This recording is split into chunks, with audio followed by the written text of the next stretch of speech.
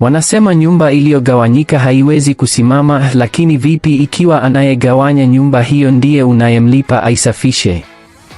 Katika drama ya Nollywood ya mwaka 2026 Colors of Trouble, tunaona wazi jinsi mjakazi mwaminifu anavyoweza kugeuka kuwa mharibifu wa ndoa wa kitaalamu.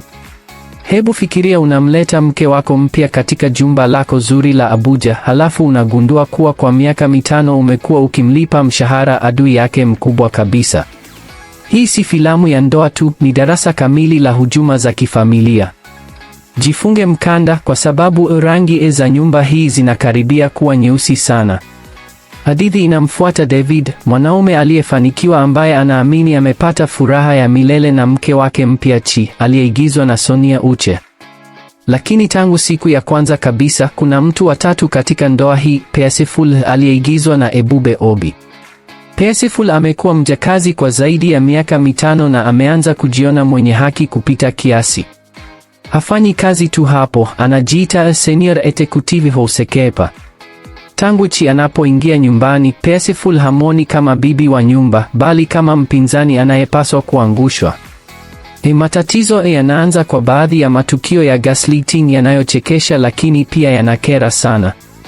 Peaceful anaanzisha kampeni ya siri ya kumfanya Chi aonekane hana uwezo. Katika moja ya matukio maarufu zaidi, anamshawishi Chi kwamba wanaume wa mjini Abuja hula tu tambi zenye maji mengi zilizo na vitunguu na pilipili. David anapoletewa kile kinachoonekana kama bakuli la maji ya pilipili, mvutano unaanza kupanda. Lakini haishii hapo.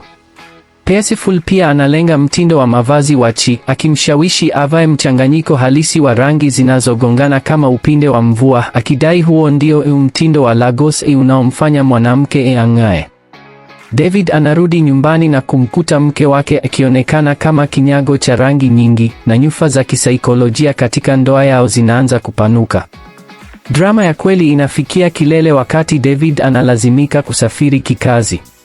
Hapo Peaceful anaingia kabisa katika hali ya waziri wa habari. Anasuka mtandao wa uongo akimfanya Chi aamini kuwa David anamsaliti na mfanyakazi mwenzake aitwaye Tessa. Wakati huo huo, anazuia simu za David kwenye simu ya Chi na anamwambia David kuwa mke wake amekuwa mlevi anayekataa kuzungumza naye. Ujanja na hofu ya filamu hii iko katika kuona jinsi mfanyakazi mwaminifu anavyoweza kuwatenga watu wawili wanaopendana kwa minong'ono tu na kufuta kumbukumbu za simu. Lakini kila uongo una muda wake wa kuisha. David anaporudi ghafla, anatambua kuwa Colors of Trouble zote zilichorwa na Peaceful. Makabiliano ni makali na ya kuridhisha. David anapotambua kuwa mke wake hakuwahi kuwa mlevi wala asiye na heshima, alikuwa anacheza